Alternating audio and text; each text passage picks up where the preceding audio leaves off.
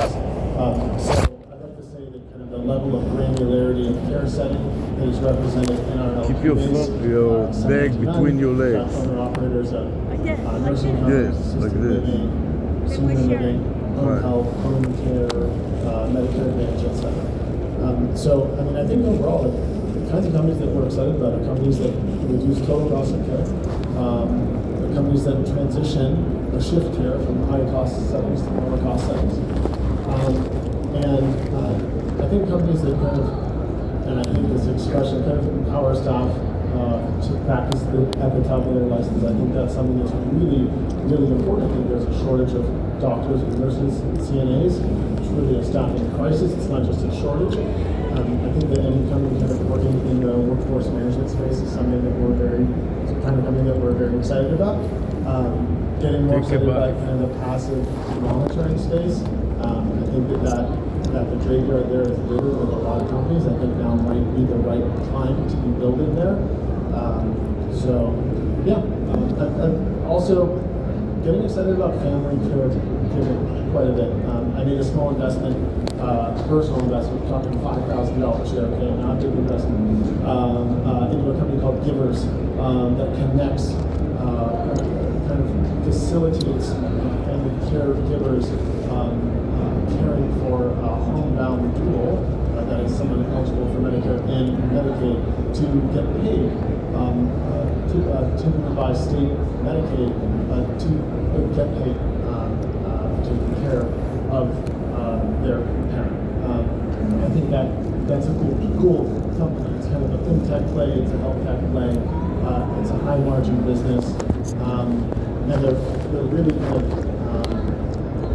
getting dollars to those who need it most. Fantastic. I mean, what excites you about the age tech sector?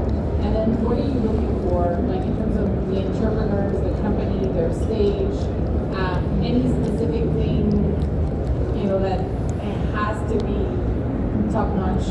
How do you make your film dream? Yeah, so I can answer the last question first. So we are a $63 million fund. We invest anywhere from $100K to $2 million for any company. We have 20 companies to date. We have a scouting program where something is quite early stage, we'll put in a couple $100K, all the way to what is a main portfolio company, which is about up to $2 million. So, typical venture capital answer, market, competition, financial, sales, exit, those are all analyses that are done to decide whether something is, worthwhile. But, we are looking, of course, at companies that are not trying to be lifestyle businesses, that are trying to be big businesses, that are trying to have a dual purpose to them, which is to be a big business, to be successful, and of course, to impact lives. So that's sort of black opal, if you will. My co-founder Tara and I have always been working in this intersection of finance or healthcare plus economics for a while.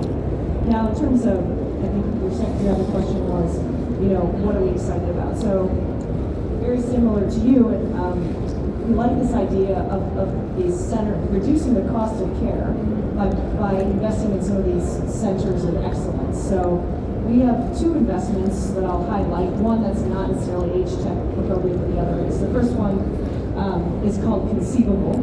So these alternate surgery centers or other centers of excellence. And what Conceivable does is it uses AI for IVF.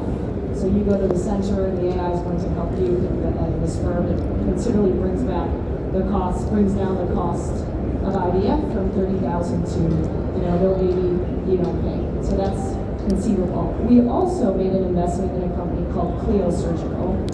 And Clio Surgical is, in fact, the head of Clio Surgical is formerly with Intuitive Robotics, Intuitive Surgical. So this idea of taking surgeries that would normally occur in the hospital, which has a lot more complications, possibility for readmittance, things being more expensive, and moving them outside into these alternate surgery centers. Take my jacket off, it's not cold. Using robotics, using IT, using an infrastructure that allows for better outcomes. So knee surgeries, bariatric surgeries, other surgeries in which an aging population may be more possibly having, instead of having kind of like before you would get your cataracts done in the hospital, there's no need now. You can go to a specialty surgery center, which is enabled by the latest surgical technology. So we're very excited about this, and specifically for me, I'm quite excited about, just like in Conceivable's case, which is using robotics or robotics models to improve these surgery centers. I'm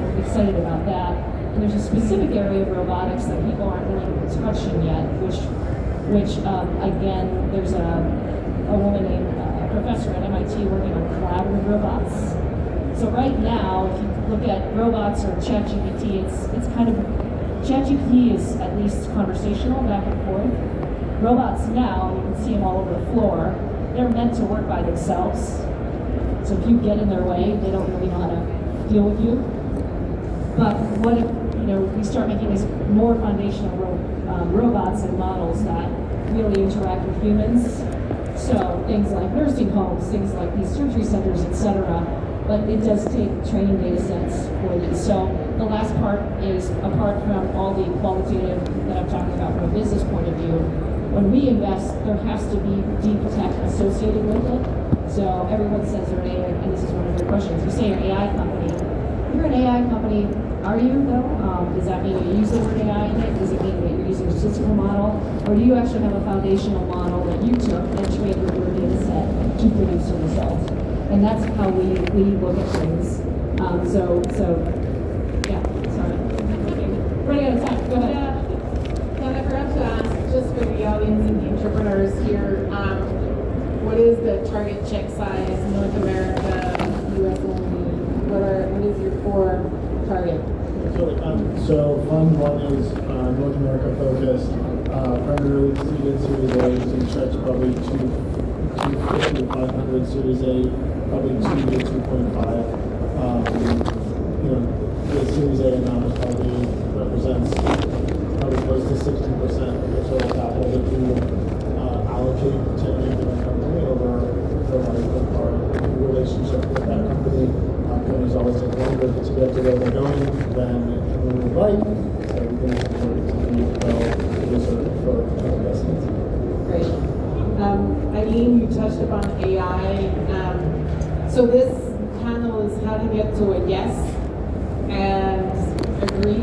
You get to see AI sort of painted all over the pitch decks. What would you appreciate for investors, entrepreneurs, when they come to you? How should they frame their AI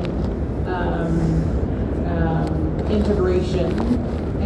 And what are you looking for specifically when you're doing your due diligence on AI? But just help entrepreneurs navigate better how they pitch to you.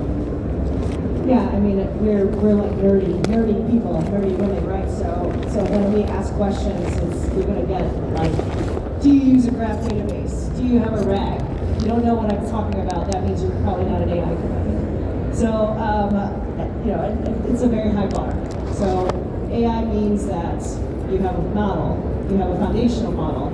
If you just build something on ChatGPT, fine, but maybe you should have augmented the results. That's what RAG stands for, right? Retrieval augmentation, which means that you have a specific model to your use case. So I'd say, if you're going to come to us, there's really always 3 questions I ask. Number 1, where did your data come from? Did you data sets? Do you have proprietary data sets? Did you actually train based on the entire World Wide Web, or do you have some data set that is proprietary to you? Because if it's not proprietary, then someone will run you over eventually. Second, when you're building your RAG or your kind of model to say this is the real answer, who is putting in the weights? Because AI is based on which weights that you're giving it. And are you a bunch of software people that think you know what you're doing, or did you actually get real professionals to put in the weights so that you augment? So those are the 2 biggest questions at the beginning of any AI discussion of any company. And then I'll be, and that's because we're very much a deep tech company. And then there are, we do have a couple of companies where in the end they don't have their own model, they don't have their own retrieval augmentation, they don't have their own graph database, but they are very wise about how they're using the AI, right? And then that's just how fast can you get the market, how fast can you deliver and do your customers and love what you're doing. That's a very important point. We see age tech companies that, you know, they don't really need to use AI. It's almost like a whole sector being reinvented, and AI is just the operational efficiency tool more than the core of what is being delivered. Which is, but then, how are you approaching the AI and in your portfolio or your entrepreneurs? What do you ask them when they come and speak? Me or? Sorry. I would say that right now at Equitage, companies and investing aside, I think we use AI internally quite a bit. I think we're training a lot of we're training some kind of chat GPT models on a variety of things, some regulatory models that we're doing, some company models, recording our partners' calls so we can go back and kind of see what was our thinking on how we talked about this company, what points were brought up, etc. So using AI internally has been really fun, and I feel like we're just getting started. I've really been kind of amazed at how powerful it is and how cheap it is. When it comes to looking at companies, I mean, like, I think Eileen is going to give you a much better answer than I will, so I'm not going to try and talk over her at all. I guess once you start walking. I'm not cold at all. Okay. But I have to keep going. I have to Here, let me throw this. Yeah. Hands free. Let's go to the bathroom. Yeah, okay. Where do you, oh, there it is. I see. Does that look like the blue look like bathrooms?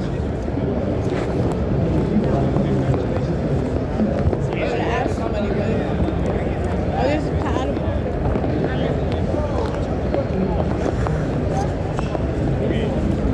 Oh, here's bathrooms. See Okay, this? yeah, let's go there. So this is the digital hall. Fine. And Let's go to the bathroom and we'll take care of everything.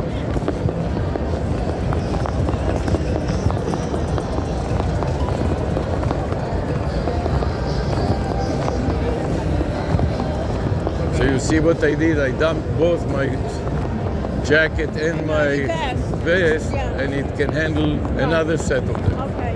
You want to meet here?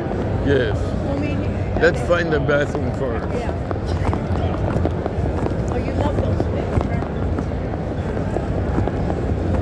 Where's the bathroom? What is this one? How long are you going to be? I'm just going to pitch. Where do you want to meet? I asked you how long, 10 minutes, 20 minutes. 2 minutes. Where's the bathroom? You have to go downstairs. Okay, so let's say, What do you want to do? You want to try here and be in one of the massage chairs? let me make a round Where and am I I'll gonna come meet? back here. You'll stand here. Okay. Right. I'll wait for you here when I go to the bathroom. I'll tell Lord to verleggen. No, I'll see you in Okay. 10, 15 minutes, okay? I'm going to be 5 minutes. It's now, what time do you have? I have 10:28. 10:28. Let's say 10:30 to 2 minutes. 10:40. Okay, 10 minutes. Okay. So you want me to walk around? No, you stay here. I'm going to walk around. I'll see you. Really, you want to try? Thank you.